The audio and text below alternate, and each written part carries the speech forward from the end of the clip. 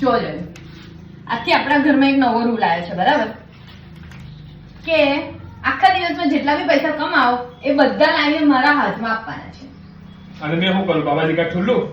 મેં કઈ ના જાણું. મેં કાલે જ રીલ જોઈ હતી કે લક્ષ્મીના હાથમાં પૈસા આપો, લક્ષ્મીના તો વધે.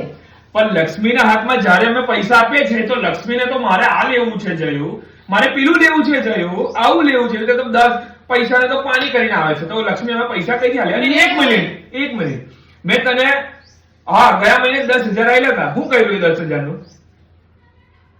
મને તમે ક્યારે 10,000 આલ્યા જોયું? અલી એટલે એ તો પેલું ખાલી સપનું આવ્યું હતું. 10,000 ક્યારે આલ્યા તમે મને?